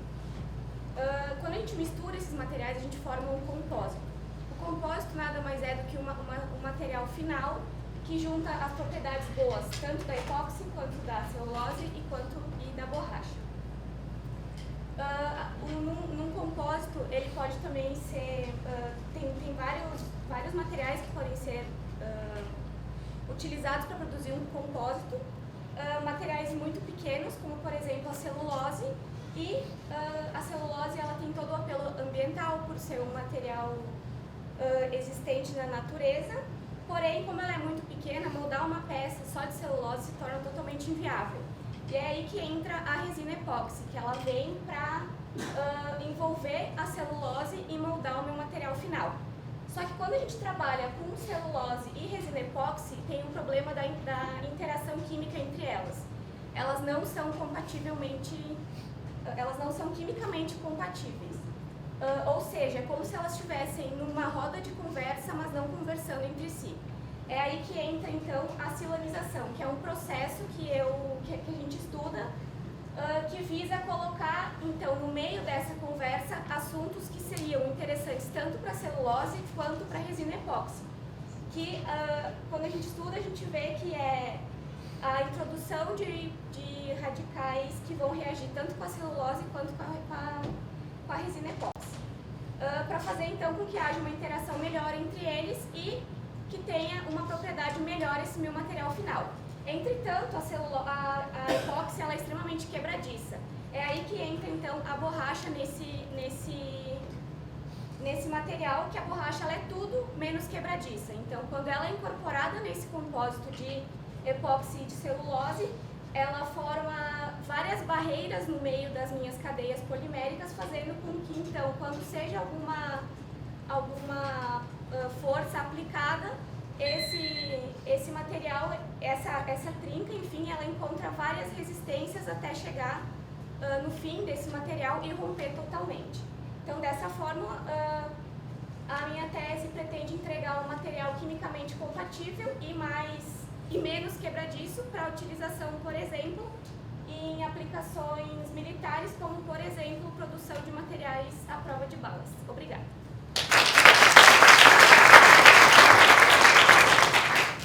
Rodrigo Afonso.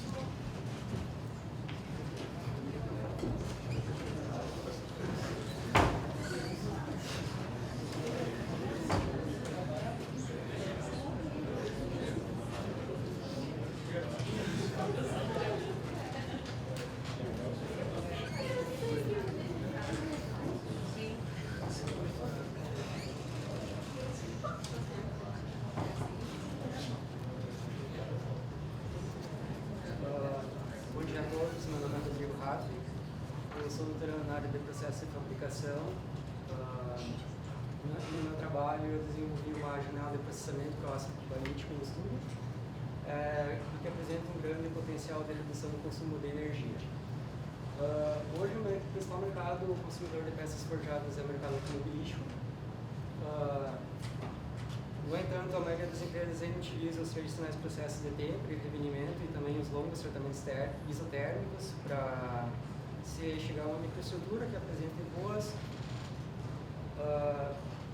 um bom equilíbrio entre propriedades mecânicas e metalúrgicas. O meu trabalho ele visou chegar até a microestrutura barnítica via resfriamento direto e controlado a partir do forjamento. Dessa maneira foram exploradas deformações no plano calcinítico, ferítico e também barnítico, e também combinações entre eles. Para se chegar para a execução desses ensaios foi utilizado então um sensor de correntes parasitas, que foi acoplado a uma máquina de ensaios universal Beagle.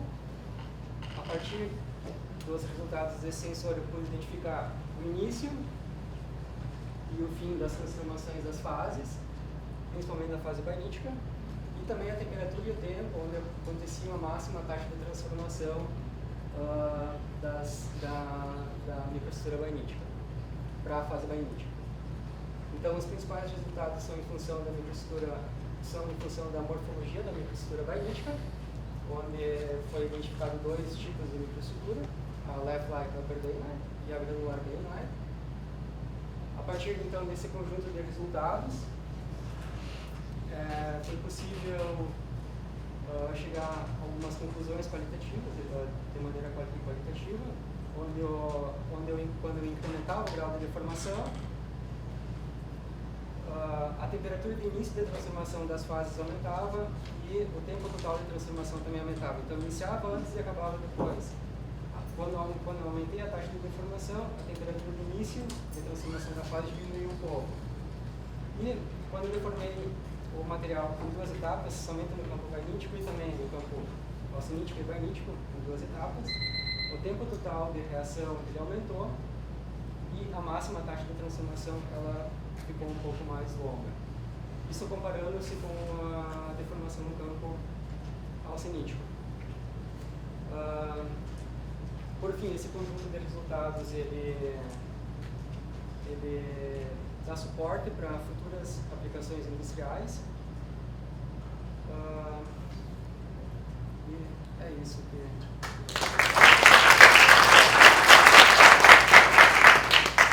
Rodrigo Martella.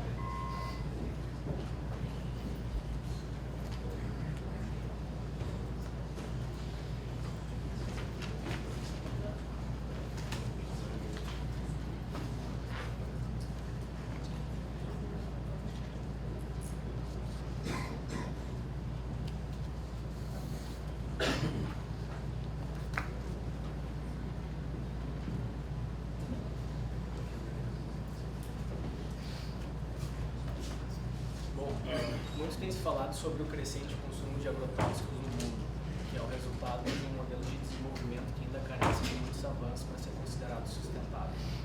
Através das diversas demandas de consumo, assim como pelos efluentes das próprias indústrias que fabricam esses agrotóxicos, esses produtos acabam adentrando no meio ambiente, podendo causar impactos ambientais tanto para a comunidade aquática como para as pessoas através da ingestão de água contaminada. Nesse contexto, as estações de tratamento de água e efluentes elas exercem um papel imprescindível na redução de riscos de contaminação ambiental, tanto para a saúde humana como para o meio aquático. Existe um amplo campo de pesquisa de processos direcionados à eliminação de poluentes de preocupação emergente, assim como os agrotóxicos, fármacos, produtos de higiene pessoal, entre outros. Entre esses processos potencialmente aplicáveis existem os processos oxidativos avançados, que são objetos dessa pesquisa, que possuem uma vantagem de não gerar lodo após o tratamento do efluente. Os processos oxidativos avançados eles se fundamentam na geração de radicais hidroxila e outros radicais oxidantes, que são obtidos através da dissociação da molécula de água em condições específicas. Dentro do meu trabalho de doutorado, eu apliquei dois tipos de processos oxidativos, que são os processos fotoquímicos e eletroquímicos. Os fotoquímicos, onde se aplica então a irradiação de luz na superfície de um catalisador e se gera radicais hidroxila dessa forma, e os eletroquímicos, onde se usa um potencial elétrico. Isso para degradação de um agrotóxico específico, que é o carbendazim, fungicida.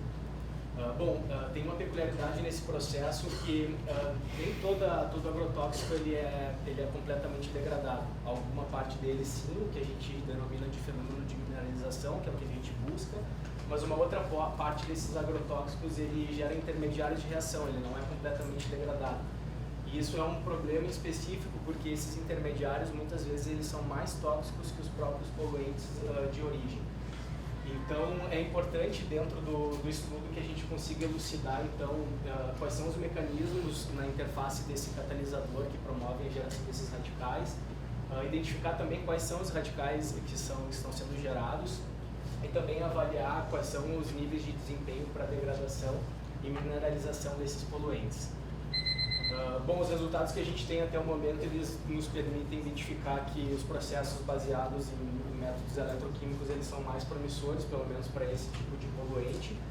Nós conseguimos identificar alguns intermediários de reação também, que vai nos permitir criar uma rota de degradação para esse produto. E por fim a gente conclui que o desenvolvimento desses conhecimentos ele pode contribuir de uma maneira significativa então para o desenvolvimento de técnicas de tratamento de água focado na degradação de agrotóxicos. Muito obrigado.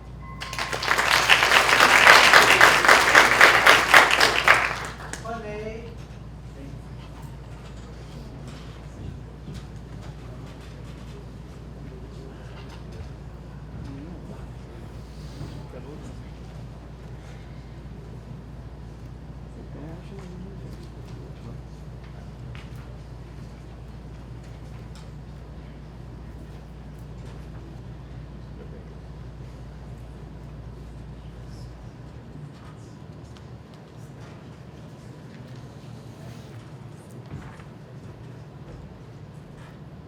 Então, bom dia a todos. Meu nome é Ronei e eu trabalho com extração de terras raras em minas de celulares obsoletos com auxílio de ácidos orgânicos.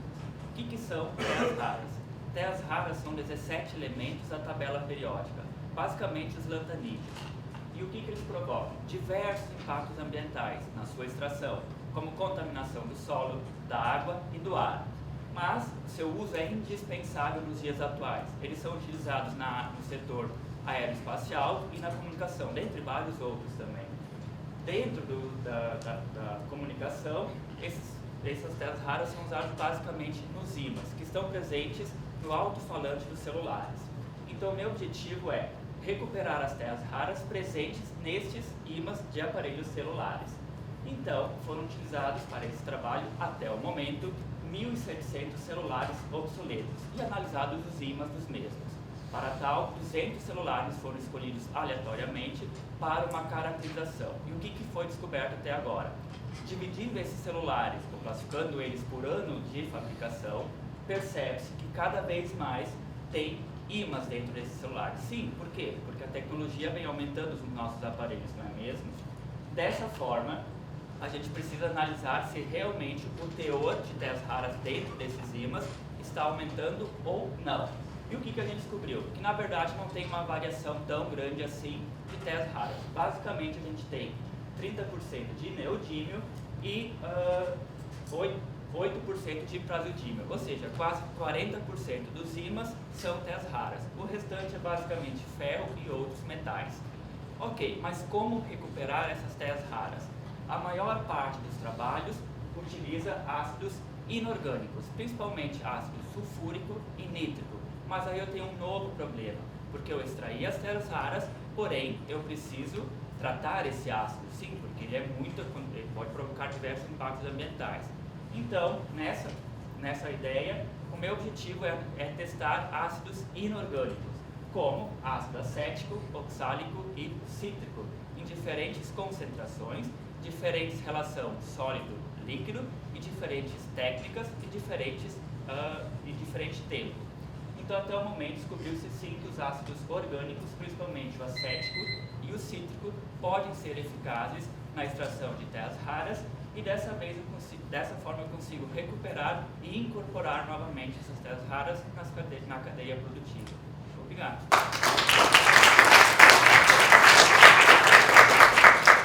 Sandra.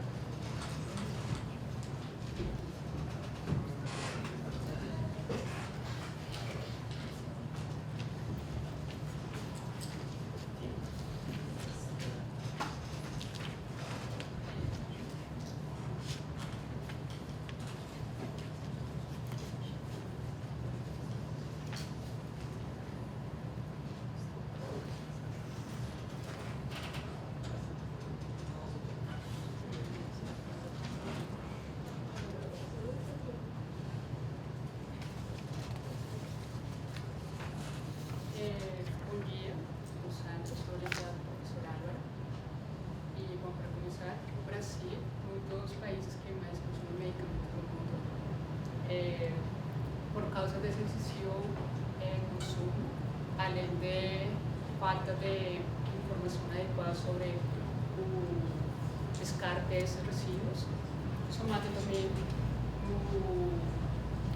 na eliminação natural dos corpos, que seja por meio da urina ou das fezes, surgiu a problemática do tratamento desses novos efluentes, que acontece que os processos convencionais não são eficazes na sua degradação e, como podemos observar nessa figura, nessa imagem, eles já estão presentes nos nossos corpos hídricos. Então, uma proposta para essa problemática se está utilizando novos processos que sejam mais eficientes. Já se vem trabalhando com processos oxidativos avançados. Um dos mais utilizados assim, são fotólises, que tentar simplesmente pôr luz à degradação desses compostos, ou também fazendo, às vezes, ajudando essa degradação por meio de um semicondutor, que se chama luz, mas um catalisador. Normalmente os catalisadores utilizados são comerciais, o qual implica altos custos. Embora esses tratamentos sejam eficientes, o alto custo que demanda seus materiais limita emprego nesse tipo de tratamentos. É assim que o principal objetivo dessa pesquisa, do projeto, é fomentar o desenvolvimento da tecnologia nacional, no caso, a utilização dos catalisadores já desenvolvidos no laboratório, com parceria também com parceria argentina, para avaliar e melhorar o desempenho desses catalisadores como contrapartida com os catalisadores comerciais. Como resultados parciais, apontam uma maior degradação do utilizado comparando com os catalisadores comerciais, aumentando sua degradação, também mineralizando os compostos e também, que é o mais importante, aumentando a vida útil desses catalisadores, prevendo no futuro a implementação deles em uma escala maior, um tratamento em escala maior de tratamentos, que agora tem sido em estações assim, piloto de melhor porte. É isso, muito obrigada.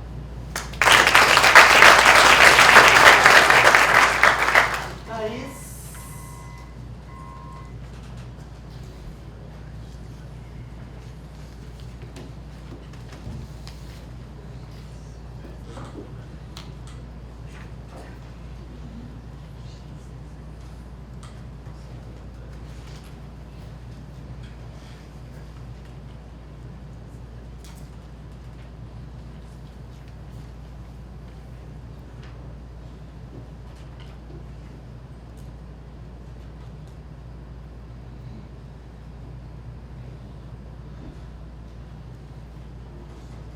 Bom dia a todos e todas.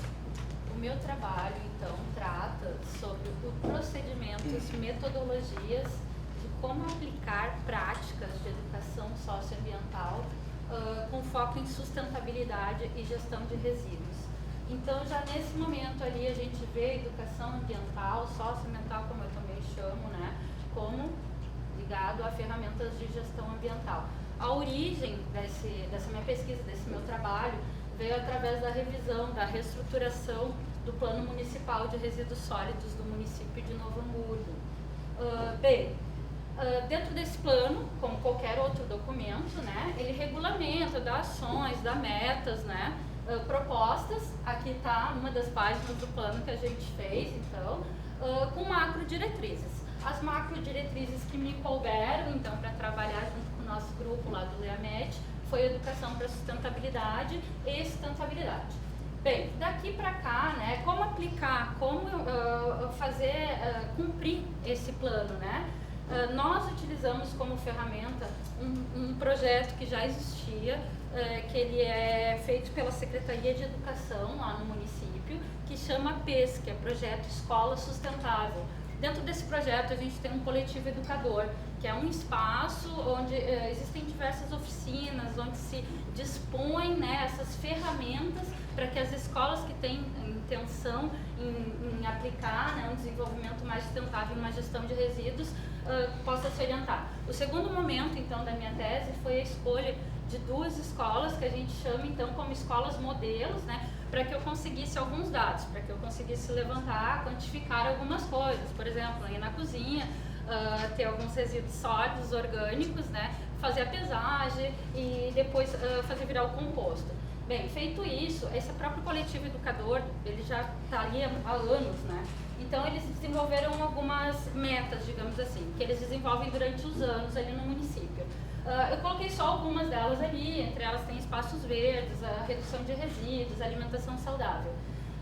Disso daí, né, as escolas acabam, a gente acaba ajudando eles a ter instrumentos para construção. Então, tipo, como aplicar isso? A gente fala, é fácil, mas como aplicar isso dentro da escola?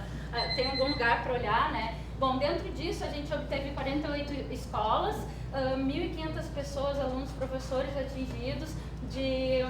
Em 6 meses a gente teve 160 quilos de resíduos orgânicos, 86 de composto, feito com esses 160, e ainda fertilizante líquido, concluindo ali o ciclo. Esse projeto foi premiado na Prefeitura de Novo Hamburgo. É isso daí, obrigada. Vanessa.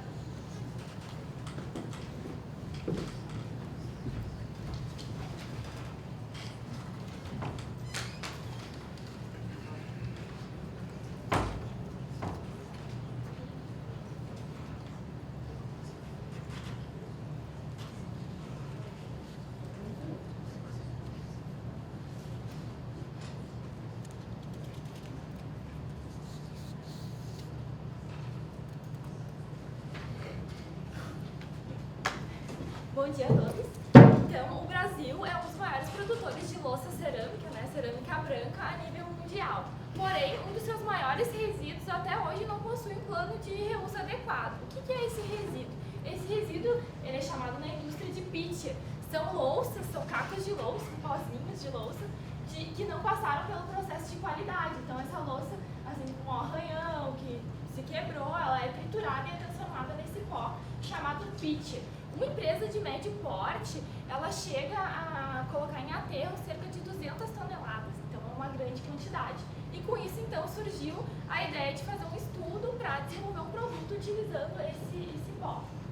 Então, esse produto é um filtro de adesão para bactérias, né, com o intuito de aplicar em esgoto urbano, né, o nosso esgoto residencial. Então, a primeira etapa desse estudo foi fazer uma caracterização, uma análise química desse pó e uma seleção granulométrica, porque dentro dessa britagem, né, esse pó ficaram com diversas partículas. Então, foi feita uma análise granulométrica, uma análise química para entender o que tinha nesse pó. E aí, através do processo de tecnologia do pó, que nada mais é do que a compactação desse pó em cilindros, né? Então, foi desenvolvida uma matriz para fazer esse filtro, e aí foi feita a compactação e a sinterização, então obteve-se esses pequenos cilindros para fazer a aplicação em resíduos. Então, nessa imagem também a gente pode ver que abriu uma grande quantidade de poros. Então, essa é a minha pesquisa, né? Então, cumprindo esse objetivo de reutilizar esse resíduo de forma total, porque foi compactado esse pó, né, nessa matriz cilíndrica, e aí, então, utilizando esse resíduo para tratar um efluente, né, o esgoto. E essa é a minha pesquisa. Obrigada.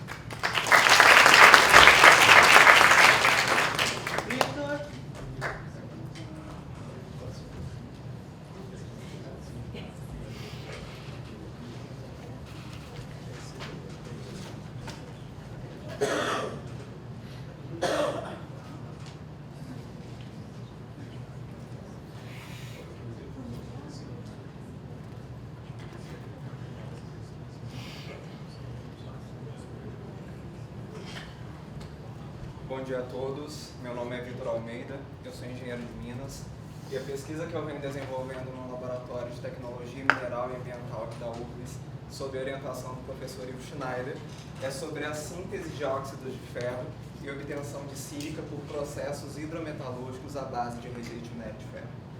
O rejeito de minério de ferro foi protagonista de dois grandes desastres que marcaram a história da mineração brasileira, que foram o rompimento das barragens de Fundão e Córrego do Feijão.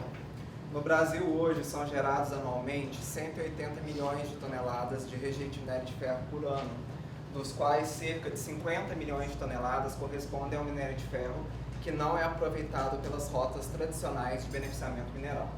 Visando contribuir e contornar esse cenário, a proposta dessa pesquisa é investigar um processo hidrometalúrgico no qual pretende-se recuperar o ferro e a sílica presente no rejeito de minério de ferro. Para tal, são investigados qual é o melhor agente lixiviante para a recuperação do ferro e quais os parâmetros de concentração do ácido, temperatura, pH e tempo de lixiviação que melhor perfazem a solubilização do ferro. Desta etapa são obtidos dois subprodutos, um resíduo sólido, composto majoritariamente por sílica, o qual pode passar por etapas adicionais de purificação e obter uma alta qualidade para ser aplicado na indústria, e o outro é um licor à base de ferro, que pode ser utilizado na indústria de saneamento básico para o tratamento de águas e esgotos, ou pode ser direcionado para uma etapa de precipitação, em que é possível obter seletivamente óxidos de ferro, como hematita, goetita e magnetita, os quais são resultados da manipulação de variáveis, como tipo de agente alcalinizante, temperatura, pH, tempo de precipitação, permitindo a obtenção de materiais de qualidade que podem ser incorporados na própria indústria de produção mineral ou em outros segmentos. Os resultados iniciais dessa pesquisa vêm sendo promissores. Pela lixiviação é possível recuperar mais de 94% do ferro disponível no rejeito, maximizando o aproveitamento deste recurso e agregando valor a um material que hoje é negligenciado pela indústria da mineração. Incorporar os rejeitos de minério de ferro na indústria é uma forte alternativa ao atual sistema de gerenciamento aplicado a esses resíduos, pois ele traz sustentabilidade tanto para a mineração como para as indústrias adjacentes que incorporam esses materiais em seus processos, trazendo economicidade. E essa versatilidade do rejeito de minério de ferro, ela permite que uma pesquisa como essa possa alcançar escalas industriais, trazendo conceitos importantes para a nossa prática industrial brasileira, tais como logística reversa, economia circular e produção mais limpa. Muito obrigado pela atenção de todos. William Lemos.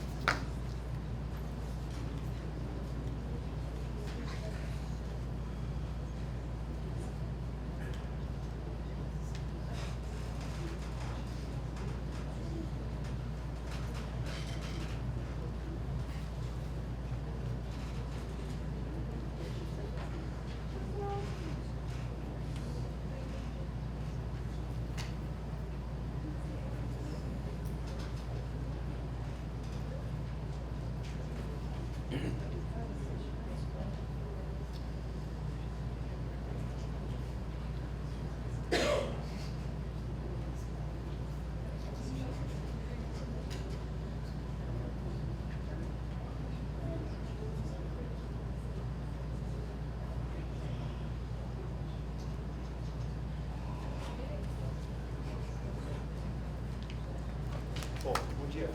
Vamos considerar o cenário A, no qual é apresentado ciclos de processamento para aços de alta resistência voltados para a indústria automotiva, certo? Então a ideia é o quê? Processar um material com vários ciclos para obter uma alta resistência mecânica, o que leva a uma redução de peso dos componentes, consequentemente redução do consumo de combustível e redução da emissão de poluentes, certo? Qual é o problema dessa estratégia que é comumente utilizada para a indústria automotiva? Para mim reduzir peso, eu preciso cada vez mais de altíssima resistência. Então isso começa a aumentar a complexidade do cenário A. Cada vez mais eu tenho mais etapas de processamento. E isso, logicamente, se reflete mais consumo energético. Qual seria uma solução para isso, certo? Reduzir essas etapas de processamento. Então, por exemplo, no cenário B, em vez de eu ter 3 etapas, eu tenho apenas uma. Logicamente, isso inclui vários desafios. Quais são os desafios? Eu preciso selecionar muito bem os parâmetros que eu vou ter nesse cenário B para utilizar apenas uma rota de processamento para mim obter o que eu tenho no cenário A. Então, a minha pesquisa, o que é? Obter o que eu consigo no cenário A, produzindo, utilizando o cenário B, certo? Como que eu posso fazer isso? Eu preciso entender o que acontece nesse ciclo, no único ciclo de processamento do cenário B. Então, a única maneira de eu estudar essas formações de fases é por ensaios em ciclo de difusão de raio-x. Então, através desses resultados, eu sei o que está acontecendo não no final do meu processo, mas sim durante o meu processo. Então, dessa forma, eu consigo entender a evolução da formação de fase do meu material e, através desses resultados, eu descobri que eu só preciso controlar esse único ciclo somente de 300 graus. Então, a partir dessa temperatura, eu não preciso mais ter nenhum controle. O que isso significa? 10 minutos a menos no processo, certo? Então, fecha essa apresentação. O que significa, em termos de eficiência energética, 10 minutos a menos no processo? Obrigado. William Martins.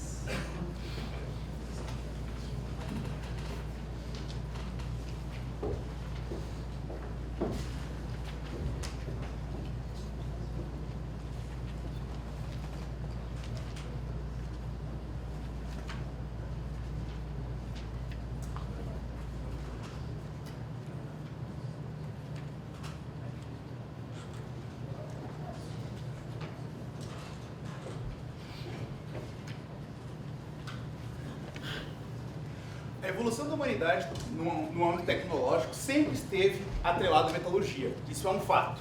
Fazendo uma análise cronológica, desde o homem primitivo, começando seu processo com as ligas de bronze, até o advento da escala industrial do aço, na Revolução Industrial, e a conquista do espaço, com o desenvolvimento de ligas metálicas para condições de trabalho extremamente elevadas, todos esses materiais tiveram um baseamento de desenvolvimento tecnológico muito parecido. com um desenvolvimento de ligas de uma maneira convencional, onde um elemento de liga majoritário é utilizado e pequenas adições ou condições medianas de liga são adicionadas a esse material para mudança das propriedades. Entretanto, fica um questionamento: por que não mudar essa metodologia de desenvolvimento e começar a desenvolver de maneira onde muitos elementos são adicionados ao material? Ligas de alta entropia respondem a este questionamento, onde grandes quantidades de elementos são adicionados à composição química do material para novas propriedades. E os resultados das ligas de alta entropia apresentam grandes propriedades para o desenvolvimento de materiais com alta performance. Entretanto, a revisão bibliográfica das ligas de alta entropia nos mostra que sempre existe uma grande tecnologia empregada para o desenvolvimento desses materiais, utilizando equipamentos com atmosfera protetora, vácuo para o processamento dessas ligas. Então fica um questionamento: por que não utilizar uma infraestrutura não tão sofisticada para aproximar a indústria do desenvolvimento tecnológico? A proposta da minha tese é trabalhar a liga fundida mais simples, aplicação para altas temperaturas, por exemplo, ferro fundido, e incorporar grandes quantidades de elementos de liga para desenvolver um ferro fundido de alta entropia.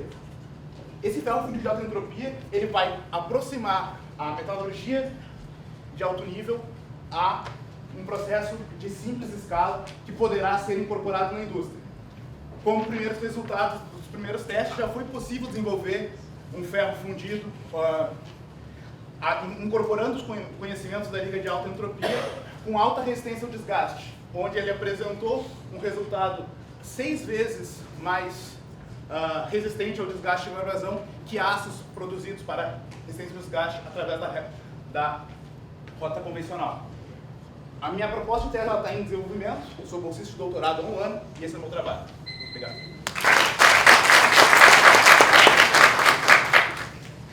Então, nós terminamos a apresentação de todos os candidatos. Eu queria agradecer muito a presença de todos e o esforço dos candidatos de apresentar o trabalho em 3 minutos, porque todo mundo sabe que não é fácil. E agora eu vou pedir que a banca vá para a linha de reuniões do PPD. Nós esperamos aqui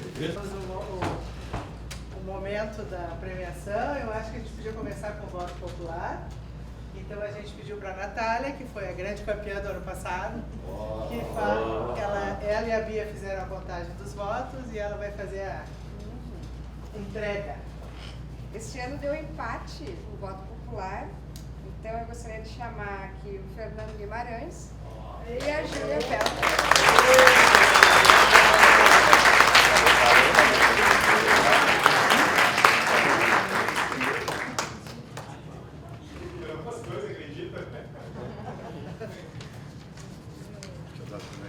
Depois ela vai contar as experiências por um aí. Obrigado. Parabéns. Obrigado.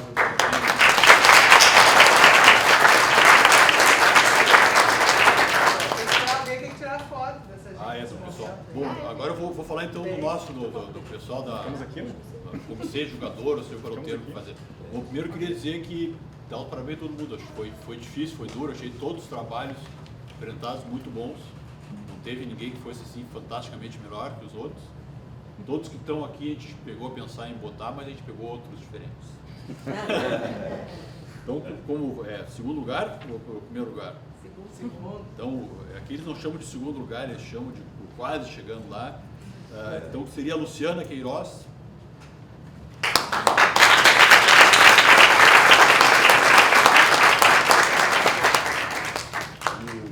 E o ganhador, a gente escolheu o Vitor de Almeida.